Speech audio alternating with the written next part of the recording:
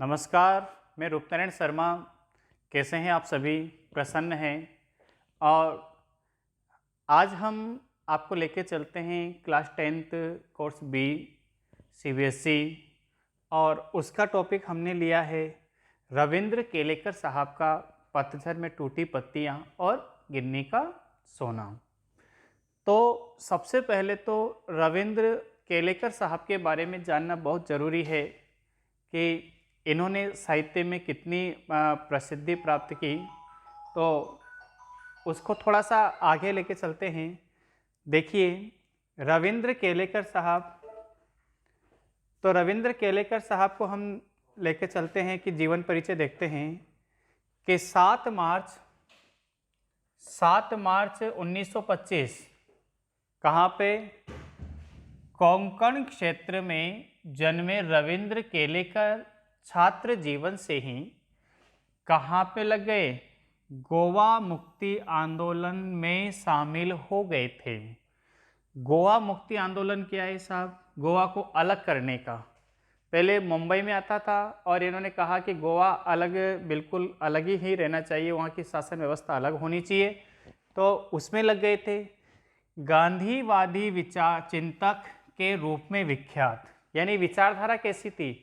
जिस तरह महात्मा गांधी की विचारधारा थी, क्या? कि अहिंसा परमो धर्मा, अहिंसा अहिंसा परमो धर्मा, ऐसी ही विचारधारा किनकी रही? रविंद्र केलेकर साहब की रही है। तो आगे चलते हैं।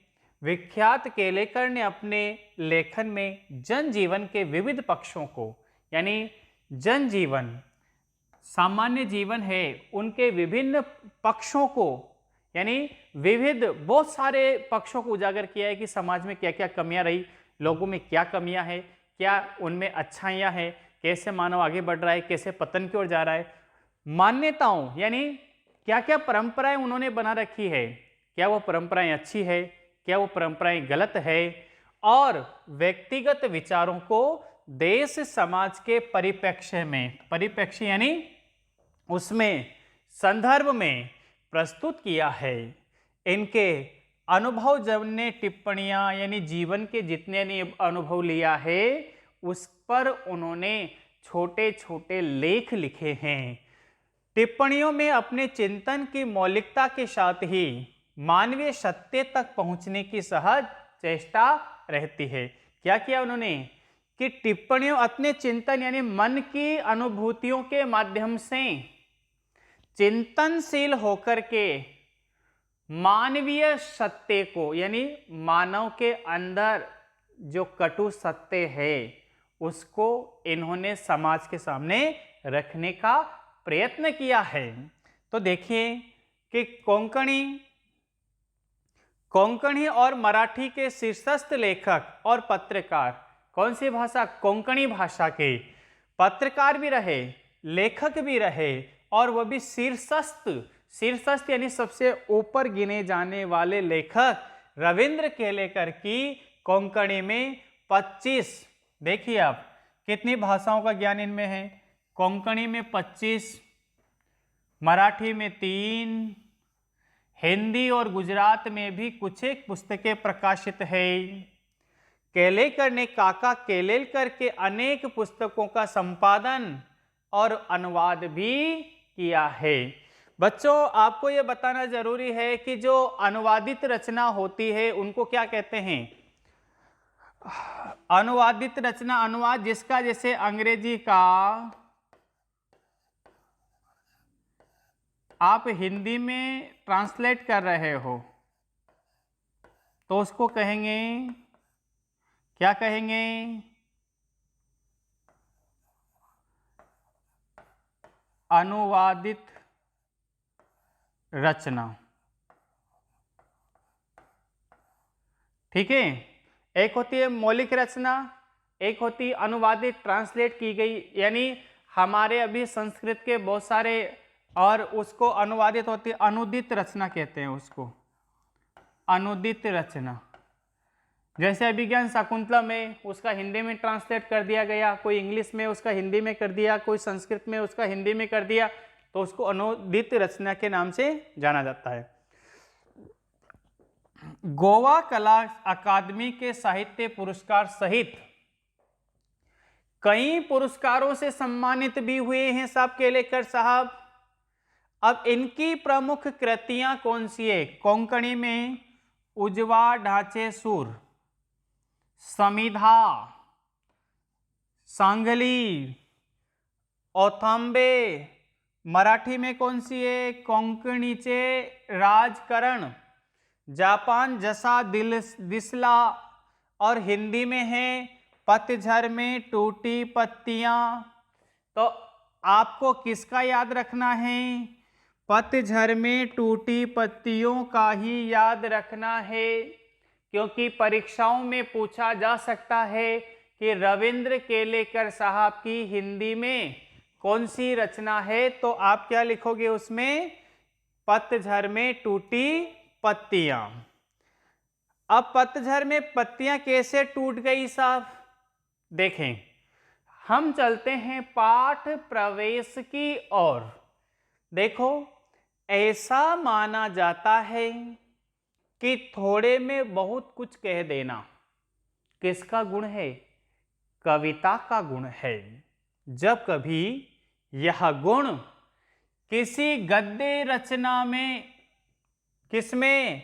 गद्य रचना में। देखो, कविता में बहुत कुछ बातों को छोटे से छोटे रूप में व्यक्त करना ही कविता है, लेकिन साहित्य में गद्य भाग में ऐसा नहीं होता।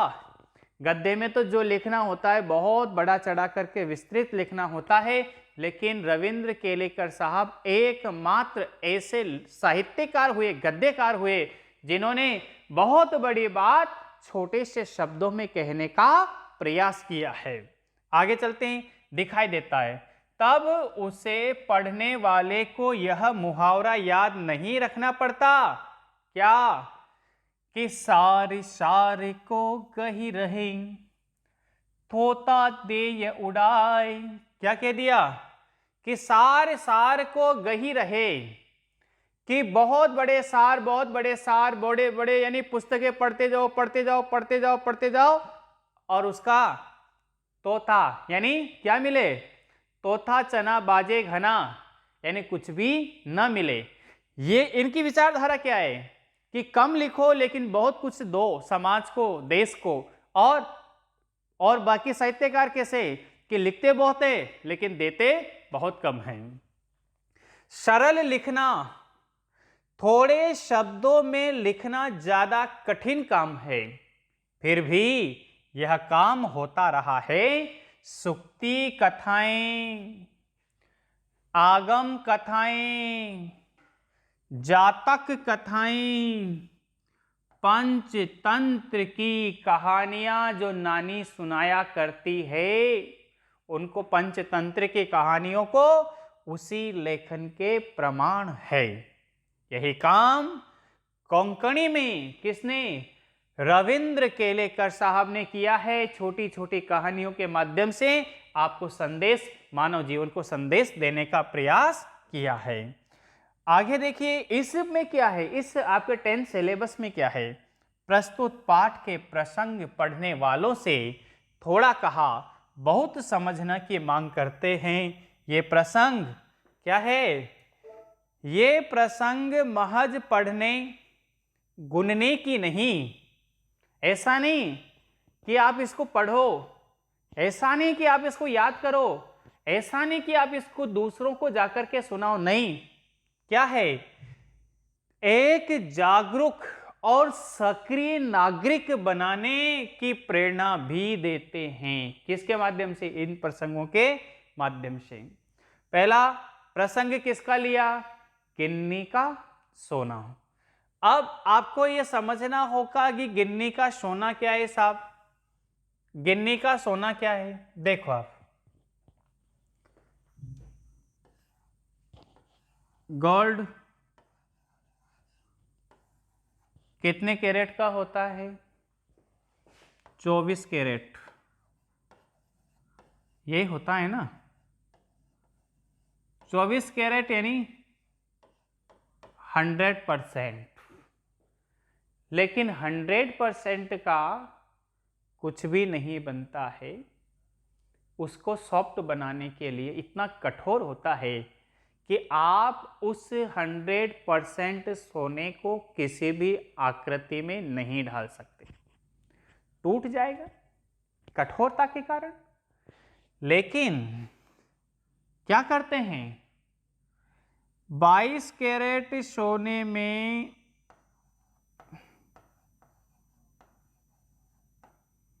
2 कैरेट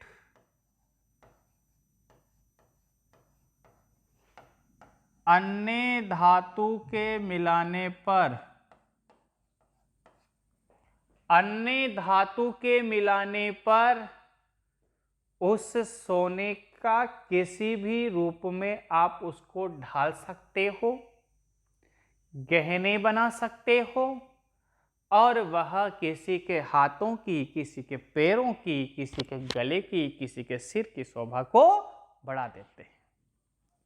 मैं आपको क्या समझाना चाह रहा हूं, गोल्ड कीमती है, बहुमूल्य है, लेकिन जब तक उसमें किसी भी धातु का मिश्रण नहीं होगा तब तक आप उसे किसी भी आकृति में ढाल नहीं पाओगे। जब तक कि उसमें 2% अन्य धातु, तांबा, जस्ता जो भी मिलाना है उसमें, तब तक, जब तक नहीं मिलाओगे तब तक नहीं होगा। तो इसी तरह से ये 2 क्या है, देखो 24 कैरेट को हम माने साहब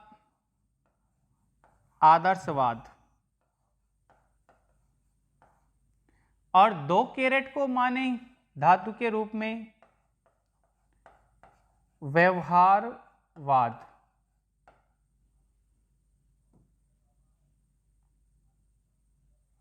व्यवहारवाद